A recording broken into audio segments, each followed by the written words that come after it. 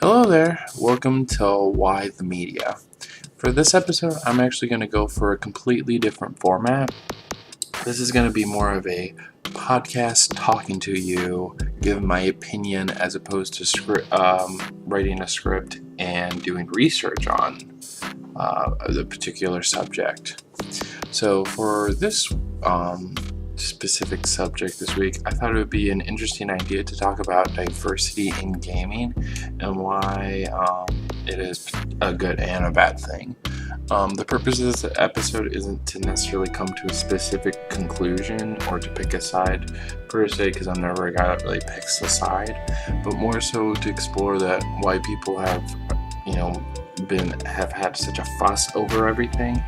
And places you see like Reddit and Twitter and just everywhere online get so heated when it comes up to diversity, inclusion of communities with specific video games.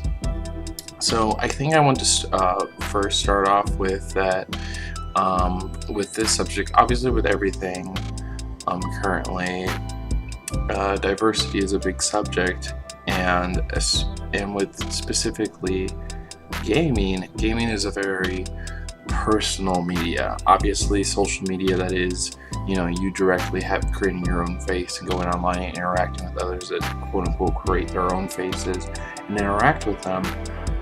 Gaming is a very personal form of media in a different way.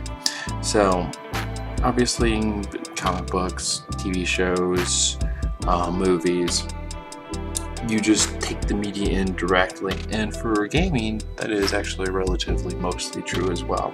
However, with gaming, that is different in that is that there's almost always a form of interactivity. So meaning that, yes, you have to read the words in a book and turn the pages physically in order to get to the end, and for a movie, you do have to quote unquote pay attention. For the most part,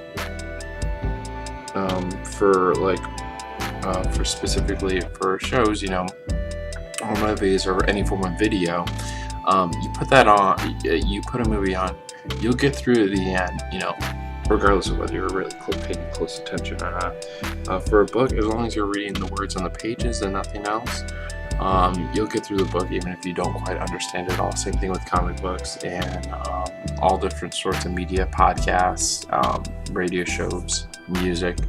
However, with gaming, for the very most part, you have to do something different almost every time to get through the media. It requires the user, the consumer of the media, to specifically interact with it in a specific way. And I think because of this interactivity of how personal games are, I think this is why games are especially so heated when it comes to how people should think they're included, because it's a very personal experience. In addition to that, I think that obviously gaming's a exceptionally young form of media, so therefore younger people are obviously the main audience of video games. And for young adults, all of these people that have have been some of the first generations or are the first generations to grow up with video games. Obviously for younger people right now, politically speaking, it's extremely heated. I'm not going to say it's more heated than it's ever been, but it is extremely heated politically. This isn't meant to be a political episode, really. So, as I said, there are actually 3 parts of this that I actually want to go through. Why video games and diversity are, an important subject to talk about. So, the first part I want to talk about is, representation. Obviously, diversity, representation, they kind of just, some people think they're the same thing, but they're not really. I was at a comic book lecture at the St. Louis Science Center, and I believe it was a WashU professor that gave this lecture on the importance of diversity and diversity representation in comic books, especially recently what is going on with Marvel comic books. I'm sorry I don't specifically remember his name or whatnot, but anyway, currently in Marvel comic books, there are brand new types of people that are in the positions of these classic superheroes that people have known for decades. So, for instance, there's a comic book run where Thor is a woman, and there's a comic book where obviously everybody knows Into the Spider-Verse, Miles Morales.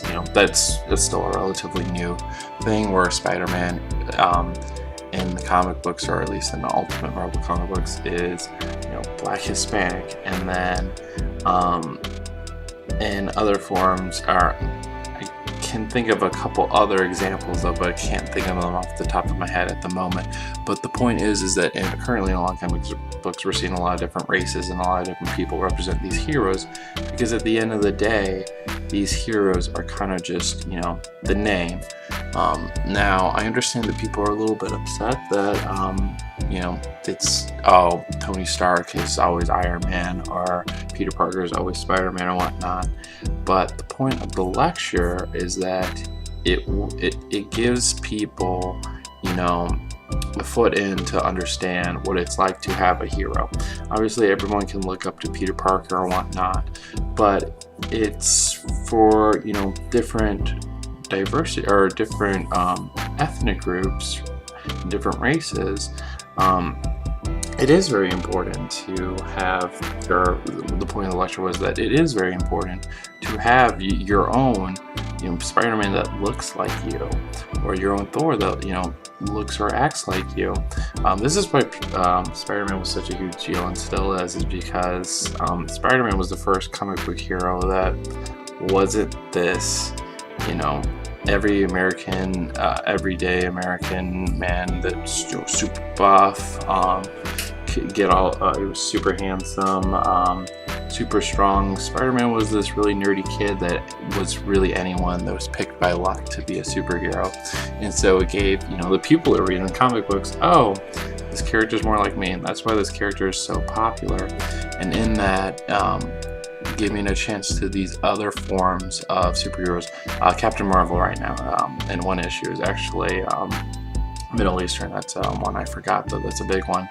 But in gaming, this is why I think that representation and diversity is a big important thing, is because obviously we grew up with Mario, Link, Samus. Samus is a female, obviously, but still, it's still, white, Caucasian. Even though, these are all Japanese games, they're still white protagonists. And I can even think of, Metal Gear, Resident Evil, every Call of Duty almost ever. And just thinking of other popular games and other franchises, God of War. I'm honestly seriously trying to think of a human protagonist that isn't necessarily American. Honestly, the first thing I'm thinking of is Mortal Kombat, because that's a cast that's mostly Asians. That's a fighting game franchise that doesn't really have a protagonist in general, kind of. So anyway, the point is that I'm trying to say is that I do think it doesn't necessarily hurt to have different ethnicities be the main protagonists of these games that we tend to grow up with. Obviously, if it's something like God of War, or if it's a specific time period in Assassin's Creed, you do need to have specific races represent specific things that fit the story specifically well. And I can understand why changing the race of some characters, like there's a big controversy with casting Idris Elba as James Bond when there was big rumors about that. But I think the point is that a lot of these characters don't necessarily are defined by their ethnicity, so that's why I think it is okay to explore this.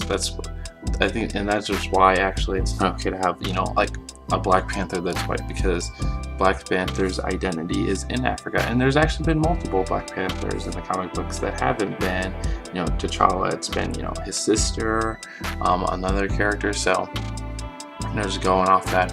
But once again, I do understand how having a character that you've grown up look different. It is an odd thing, and I will absolutely understand that.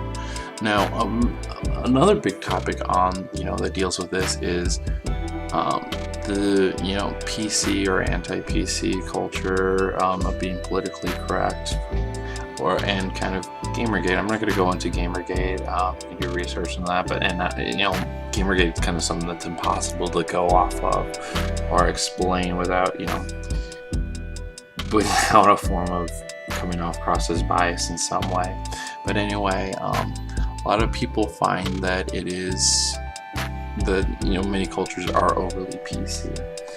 Obviously, it is important, not offend people, but sometimes people feel that going too far really censors, the art form of many different things. I mean, imagine A Christmas Story without the ending that takes place in the Chinese restaurant, when they're, it's very stereotypical Asians and whatnot, and, many of these classic movies, a lot of, the big stereotype is damsels in distress in video games, and, obviously some people see the damsel in distress as kind of being sexist, as that women are powerless. But obviously I can say that I do understand why being too PC is an absolute bad thing, and it is going against art. Currently, with modern games, I know that Apex Legends, the new really popular battle royale game, has multiple characters that are of different sexual orientations. So you have, I believe, a trans character, a gay character, whatnot, and a lot of people are upset because it's always, why did you? This has nothing to do with the game. Why did you force this culture onto me when I just don't want to? And with mine, I don't really have a distinct answer on that. I completely understand, feeling something forced when it doesn't necessarily need to be there. But also I understand that, hey, it's kind of nice to give these other cultures and other groups, a voice or a form of representation, and that it doesn't really matter in the gameplay at all. It just kind of helps build on their character, outside of the game. So those were mainly the main things I was talking about. I don't want to come across as feeling like distinctly it is good or bad. I understand, especially in 2019, this is a super touchy subject, and I understand that people are very passionate about how this goes in their gaming, because how the nature of gaming is. So with that said, is that I hope when you listen to this, you are nice to other people. I think the biggest problem we have now these days is that we see things as too black and white, and so the hopes of these kind of quote unquote podcast episodes is that I hope to explore, both sides of stories, and come to the conclusion that, hey, there's something right on both sides, and maybe something wrong on both sides. So thank you very much. I hope I am this podcast wasn't too much of an awkward episode, but I still had bulletin points to keep it a little bit more focused. So thank you so much. Thank you for watching Why the Media, and you have a wonderful rest of your day.